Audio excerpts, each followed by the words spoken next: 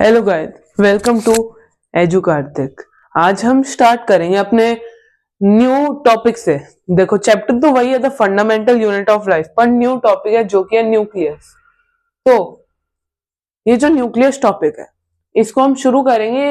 वैसे न्यूक्लियस क्या होता है मैं आपको डायग्राम से दिखाता हूं। ये एक सेल है, ओके। इसके बीच में जो गोल गोल चीज होती है इसे हम न्यूक्लियस कहते हैं, ठीक है। ये जो न्यूक्लियस है इसे डिस्कवर किया था रॉबर्ट ब्राउन ने 1831 में, ठीक है। तो इसके डिस्कवरर थे ये रॉबर्ट ब्राउन, रॉबर्ट हुक, कई सारे रॉबर्ट साइंटिस्ट है, तो आपको कंफ्यूज नहीं होना है। तो रॉबर्ट ब्राउन ने ये डिस्कवर किया था कौन से ईयर में? 1831 में। अब ये डबल मेम्ब्रेन स्ट्रक्चर है। कैसे? क्योंकि इसके बाहर ये वाली मेम्ब्रेन होती है। ये मैं आपको डायग्राम के जरिए समझाऊंगा अभी। ये तो अभी बस वैसे ही नॉर्मल डायग्राम है। और इसके अंदर वाली ये मेम्ब्रेन, तो टोटल दो मेम्ब्रेन होती है न्यूक्लियस की। अब न्यूक्लियस की कई सारी प्रॉपर्टीज होती है। न्यूक्लियस के बिना सेल जिंदा नहीं रह सकता वैसे, पर न्यूक्लियस के बिना तो वैसे हम भी जिंदा नहीं रह सकते ऑब्वियसली। तो जो न्यूक्लियस है इसकी कई सारी प्रॉपर्टीज है। एक स्लाइड में आ नहीं सकी तो मैं दो स्लाइड्स में ये टोटल आपको बताऊंगा। सबसे पहली प्रॉपर्टी हमने डिस्कस कर ली। इसे डिस्कस मतलब इसको डिस्कवर किया था रॉबर्ट ब्राउन ने 1831 में। ये एक डबल मेम्ब्रेन स्ट्रक्चर है। अब तीसरे पे आते हैं। It is the store house of genetic information. अब देखो, जेनेटिक इंफॉर्मेशन कौन स्टोर करता है? Genes and DNA. और ये जीन्स और डीएनए इस सेल में प्रेजेंट होते हैं, तभी तो ये जेनेटिक इंफॉर्मेशन स्टोर कर पाएगा।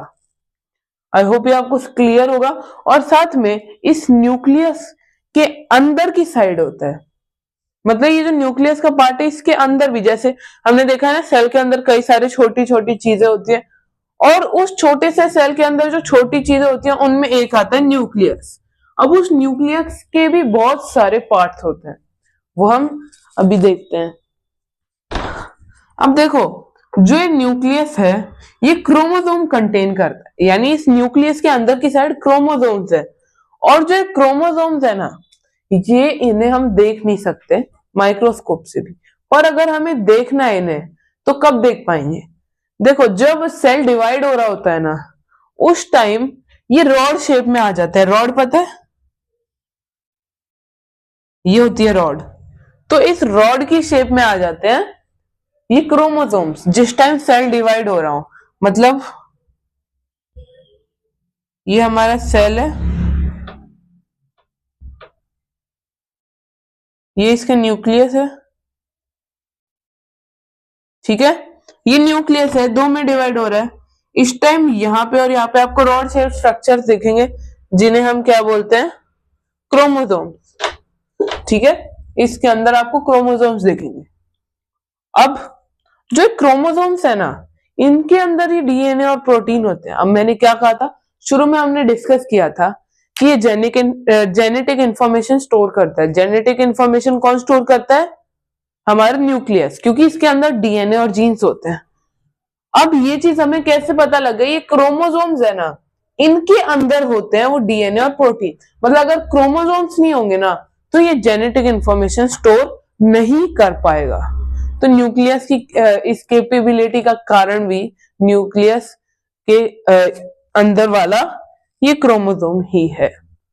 अब ये स्लाइड तो हो गई। अब नेक्स्ट स्लाइड पे आते हैं। बहुत सारे और इंपॉर्टेंट चीजें भी बची है। अब इस पे आते हैं। तो सबसे पहली चीज, न्यूक्लियस के अंदर एक चीज होती है, जैसे मैंने बताया था, जेनेटिक इंफॉर्मेशन स्टोर करने की दो चीजें काम आती है, डीएनए और जीन। अभी सबसे पहला पॉइंट है वो जीन के बारे में। तो द फंक्शनल यूनिट और you can say segment of DNA is known as gene. यानी फंक्शनल यूनिट या सेगमेंट डीएनए की, उसे हम बोलते हैं जीन, ठीक है। यानी डीएनए के लिए जो फंक्शन करती है जो चीज, उसे हम जीन कहते हैं, ठीक है। समझ गए? जीन की डेफिनेशन है। अब न्यूक्लियोलस, ये नया नया पॉइंट है। न्यूक्लियोलस क्या है? वो डिस्कवर किया था न्यूक्लियोलस को फोंटाना ने। फोंटाना एक साइंटिस्ट है थे। As it covers 25% of volume of nucleus. तो देखो इसे हमें दो चीज पता लगी, इसको डिस्कवर किया था फोंटाना ने और वो 25% वॉल्यूम ऑफ न्यूक्लियस को कवर करता है, यानी 1/4 हिस्सा न्यूक्लियस का, 1/4 volume of nucleus equals to nucleolus, यानी न्यूक्लियस की वॉल्यूम का 1/4 न्यूक्लियोलस के बराबर है। अब न्यूक्लियोप्लाज्म, तो न्यूक्लियोप्लाज्म क्या चीज है? न्यूक्लियोप्लाज्म या कैरियोप्लाज्म या न्यूक्लियस सैप, ये एक ट्रांसपेरेंट कोलॉइडल कॉम्प्लेक्स फ्लूइड है। फ्लूइड यानी एक टाइप से लिक्विड है ये, which is filled inside the nucleus, जो कि न्यूक्लियस के अंदर फिल्ड होता है, जो न्यूक्लियस के स्टोर हाउस की तरह काम करता है। और किस चीज का store house? Raw material. Raw material जैसे न्यूक्लियोटाइड, कैल्शियम, मैग्नीशियम, यानी बेसिकली न्यूट्रिएंट्स का और फैट्स का, विटामिन्स का, इन सब के वो स्टोर करने का काम करता है ये न्यूक्लियोप्लाज्म, जो कि एक कॉम्प्लेक्स फ्लूइड है। ये किस लिए? डीएनए और आरएनए के सिंथेसिस के लिए। अब मैं आपको एक बार फिर से इसे बता देता हूं। जैसे देखो न्यूक्लियोप्लाज्म या फिर कैरियोप्लाज्म, क्योंकि कैरियन का मतलब न्यूक्लियस ही होता है, तो न्यूक्लियोप्लाज्म कहो या कैरियोप्लाज्म कहो या फिर आप कहो इसे न्यूक्लियस सैप, ये पूरी एक ही बात है। ये ट्रांसपेरेंट यानी इसका कोई कलर नहीं है, कोलॉइडल यानी इसके जो पार्टिकल का साइज है वो 1 नैनोमीटर और 1000 नैनोमीटर के बीच का है, ओके, और कई जगह 100 नैनोमीटर भी गिवन है। और साथ में कॉम्प्लेक्स फ्लूइड है जो न्यूक्लियस के अंदर फिल्ड होता है, जो एक टाइप से स्टोर हाउस का काम करता है। स्टोर हाउस किसका? रॉ मटेरियल्स का स्टोर हाउस, ठीक है। और इसके अंदर रॉ मटेरियल्स किस टाइप के स्टोर होते हैं? जैसे कि न्यूक्लियोटाइड, कैल्शियम, मैग्नीशियम और एटसेट्रा। ये 3 टाइप के, एटसेट्रा यानी और भी अलग अलग। किस लिए? डीएनए और आरएनए के सिंथेसिस के लिए। अब देखो ये तो हमारे पॉइंट्स हो गए, न्यूक्लियस का पूरा डिस्क्रिप्शन हो गया, पर एक चीज बची, न्यूक्लियस के फंक्शंस क्या क्या है वो हमें भी रीड करते हैं। अब न्यूक्लियस के 2 फंक्शन है, उन्हें पढ़ने से पहले मैं आपको एक चीज बताऊंगा।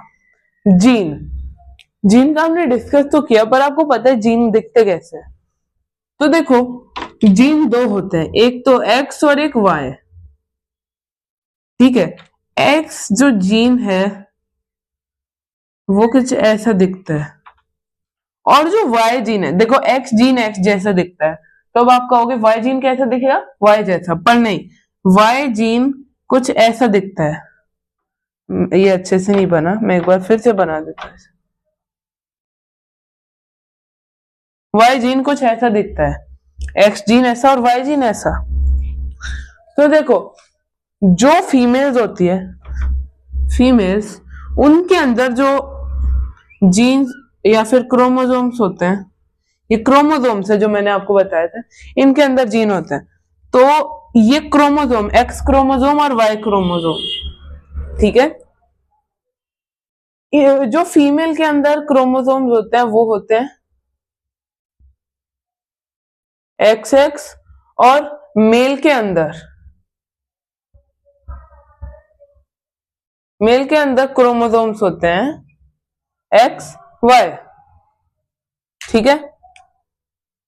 यहां पे एंड का सिंबल लगा दे। तो देखो क्रोमोसोम्स कौन से हुए? एक्स और वाई, ओके। अब यहां देखो जो फंक्शंस है इसके वो है 2। It is a site of RNA synthesis, यानी यहां पे ये जो जगह है न्यूक्लियस, इसके अंदर ही आरएनए का फॉर्मेशन होता है, और ये जेनेटिक इंफॉर्मेशन कंटेन करता है। इसके अंदर जेनेटिक इंफॉर्मेशन होती है जो जीन रेगुलेशन में हेल्प करती है। तो इसके अंदर क्रोमोसोम्स होते हैं, ये होते हैं क्रोमोसोम्स, ओके। तो जैसे अगर आप मेल हो तो आपके अंदर एक्स वाई क्रोमोसोम होंगे, और अगर आप फीमेल हो तो आपके अंदर एक्स एक्स क्रोमोसोम होंगे। आई होप ये टॉपिक आपको क्लियर होगा। नेक्स्ट वीडियो में हम इसके नेक्स्ट टॉपिक से कंटिन्यू करेंगे इस चैप्टर के। Till then bye bye.